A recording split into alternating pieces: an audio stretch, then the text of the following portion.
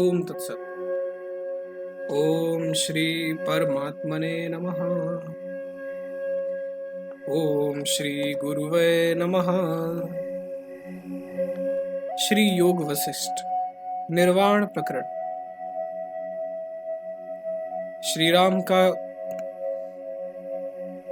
कुंद दंत नामक ब्राह्मण के आगमन का प्रसंग उपस्थित करना और वशिष्ठ जी के पूछने पर कुंद दंत का अपने संशय की निवृत्ति तथा तत्व ज्ञान की प्राप्ति को स्वीकार करते हुए अपना अनुभव बताना। श्री रामचंद्र जी कहने लगे, भगवन, मेरे मन में एक संदेह है, आप उसका निवारण कीजिए। एक दिन की बात है, मैं विद्या मंदिर के भीतर विद्वानों की सभा में बैठा था। उसी समय विदेह जनपद से वहां एक श्रेष्ठ तपस्वी श्री संपन्न विद्वान ब्राह्मण आए। आकर उसने उस ब्राह्मण सभा को प्रणाम किया। फिर जब वह एक आसन पर बैठा तब मैंने भी उठकर उसे प्रणाम किया और पूछा, ब्राह्मण, आप लंबा रास्ता तय करके आए हैं, इसलिए थक गए होंगे। किसी विशेष उद्देश्य की सिद्धि के लिए यत्नशील से दिखाई देते हैं। बताइए, आज कहाँ से आपका शुभ आगमन हुआ? ब्राह्मण जी कहने लगे, महाभाग, आपका कहना ठीक है। मैं अपने उद्देश्य की सिद्धि के लिए विशेष प्रयत्नशील हूँ। यहाँ जिस प्रयोजन से आया हूँ उसे भी सुन लीजिए। मैं विदेह देश का ब्राह्मण हूँ और विद्या अध्ययन कर चुका हूँ। मेरे दांत कुंद के फूल की भांति उज्जवल, इसलिए मुझे लोग कुंद दंत कहते। एक दिन मेरे मन में संसार से वैराग हुआ और मैं भ्रम जनित क्लेश की शांति के लिए देवताओं, ब्राह्मणों तथा मुनीश्वरों के स्थानों में भ्रमण करने लगा। तब श्री पर्वत पर एक तपस्वी से भेंट होने पर वे मुझे गौरी आश्रम में स्थित वृद्ध तपस्वी के पास ले गए। वृद्ध तपस्वी ने श्री पर्वतवासी तपस्वी की, उनके 7 भाइयों की, उन सबके तप की, वरदान और शाप की एवं घर के अंदर ही उन 7 के सप्तद्वीप अधिपति होकर अंत में प्रलय काल में विलीन होने की बातें बतलाईं। तदनंतर उन 8वें अपने मित्र तपस्वी की मृत्यु से दुखी हुआ मैं उन कदम्ब वृक्ष के नीचे रहने वाले तपस्वी के पास चला गया। वे 3 मास प्रतीक्षा करने के बाद समाधि से विरत हुए। तब मैंने नम्रता पूर्वक उनके सामने अपना प्रश्न उपस्थित किया। इस पर वे इस प्रकार बोले। कदम वृक्ष के नीचे रहने वाले तपस्वी कहने लगे,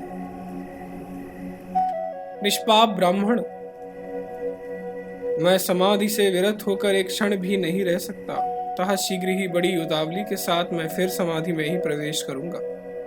इस समय मेरा वास्तविक उपदेश भी अभ्यास के बिना तुम्हें नहीं लगेगा, इसलिए दूसरी युक्ति सुनो और वैसा ही करो। अयोध्या नाम से प्रसिद्ध जो पुरी है, वहां दशरथ नामक राजा राज्य करते। उनके पुत्र श्री राम नाम से विख्यात हैं। तुम उन्हीं के पास चले आओ। उनके कुल गुरु मुनिवर वशिष्ठ सभा में मोक्ष के उपाय की दिव्य कथा कहेंगे। ब्राह्मण, चिरकाल तक तुम उस कथा को सुनकर तुम भी मेरी ही भांति पावन परम पद में विश्राम प्राप्त करोगे। ऐसा कहकर वे तापस मुनि समाधि रूपी अमृत के महासागर में निमग्न हो गए और मैं इस देश में आपके पास आ गया। श्री रामचंद्र जी कहते हैं, गुरुदेव, वही यह कुंददंत नामक द्विज है जिसने मेरे पास बैठकर यहाँ मोक्ष उपाय नामक इस संपूर्ण संहिता को सुना। आप इससे पूछिए, इसका संशय निवृत्त हुआ या नहीं? श्री वाल्मीकि जी बोलने लगे, भरद्वाज, श्री रघुनाथ जी के ऐसा कहने पर वक्ताओं में श्रेष्ठ मुनिवर वशिष्ठ ने कुंददंत की ओर देखकर पूछा, निष्पाप विप्रवर कुंददंत, कहो क्या तुमने मेरे इस उत्तम मोक्षदायक उपदेश को सुनकर ज्ञेय तत्व को जाना? कुंददंत बोले, भगवन, समस्त संशयों का विनाश करने वाला मेरा चित्त ही इस समय मेरी विजय का सूचक है। मेरे सारे संदेहों की निवृत्ति हो गई और मैंने अवश्य जानने के योग्य अखंड ब्रह्म तत्व को जाना। विशुद्ध ज्ञेय तत्व का मुझे ज्ञान हुआ। मैंने क्षय रहित दृष्टव्य वस्तु का दर्शन कर लिया और पाने योग्य सब कुछ मैं पा गया। इस समय ब्रह्म रूप परम पद में विश्राम कर रहा हूँ।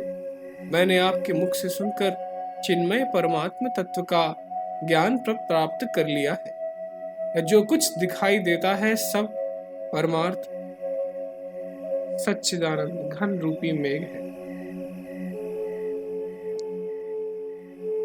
जो चिन्मय आकाश में अपने से अभिन्न जगत के रूप में छाया है। सर्वात्मक होने के कारण सर्वरूपी सर्वव्यापी परमात्मा का सर्वत्र सदा सबके द्वारा और सब कुछ होना पूर्ण रूप से संभव है। सरसों के एक दाने के छिद्र के भीतर असंख्य ब्रह्मांडों का किस प्रकार होना संभव है और किस प्रकार उनका होना कदापि संभव नहीं, यह सब मैंने पूर्ण रूप से समझ लिया। जो वस्तु जब जिस रूप में यहाँ भाषित होती है और संपूर्ण प्राणियों के अनुभव में आती है, वह उस समय उस रूप में केवल सर्वघन परमात्मा ही है। इस तरह विचार करने से सिद्ध हो जाता है कि सब कुछ आदि अंत से रहित एक नित्य विज्ञान आनंद घन परब्रह्म परमात्मा ही है। ओम तत्सत, ओम तत्सत, ओम तत्सत।